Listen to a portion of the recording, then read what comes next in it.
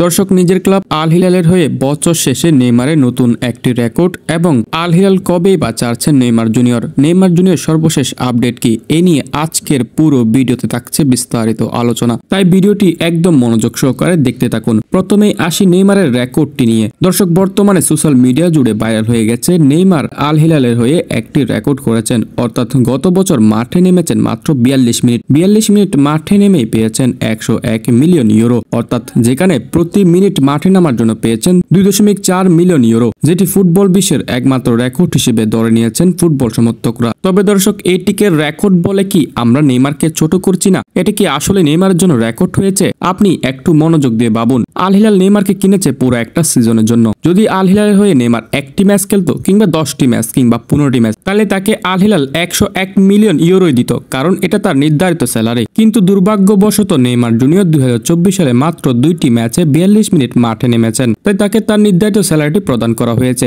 এখন অনেক ফুটবল সমর্থকরা এটিকে বাগ দিয়ে দেখছে প্রতি মিনিটের জন্য 2.4 মিলিয়ন ইউরো করে পেয়েছে নেইমার জুনিয়র। দর্শক, এটা দেখে আমি নিজে হতাশ হয়েছি, কারণ আমি একজন নেইমারের ফ্যান হিসেবে আমার টার্গেট নেইমারকে মাঠে দেখা। কিন্তু 2024 সালে পুরো বছরে নেইমারকে মাঠে দেখেছি মাত্র 42 মিনিট। হ্যাঁ দর্শক, 2024 সালে মাত্র 2টি ম্যাচে মাঠে নেমেছেন নেইমার জুনিয়র, তাই আল হিলালও নেইমারকে তার সম্পূর্ণ স্যালারিটি প্রদান করে দিয়েছে। যদি নেইমার 2024 সালে আল হিলালের হয়ে একটি ম্যাচে শুধুমাত্র 1 মিনিটও মাঠে নামতো, তাহলে এই 1 মিনিটের জন্য 101 মিলিয়ন ইউরোই প্রদান করতো আল হিলাল টিম ম্যানেজমেন্ট। তাহলে কি তখন আপনি বলতেন 1 মিনিটের জন্য 101 মিলিয়ন ইউরো পেয়েছে নেইমার জুনিয়র? দর্শক, এটাকে রেকর্ড না বলে একটু মনোযোগ সহকারে ভাবুন যে আপনার প্রিয় ফুটবলার একটি বছরে মাত্র 1 মিনিট মাঠে নামতে পেরেছে। আপনি তো আপনার প্রিয় ফুটবলারের কাছ থেকে আরো বেশি ম্যাচ খেলার জন্য প্রত্যাশিত ছিলেন, কিন্তু ইনজুরি আপনার প্রিয় ফুটবলারকে পিছিয়ে রেখেছে। তাই দর্শক, নেইমারের মতো উচ্চ লেভেলের একজন ফুটবলারকে এমন একটি রেকর্ড বলে তাকে ছোট করতে চাই না। এটা তার নির্ধারিত স্যালারি ছিল এবং নির্ধারিত স্যালারি প্রদান করেছে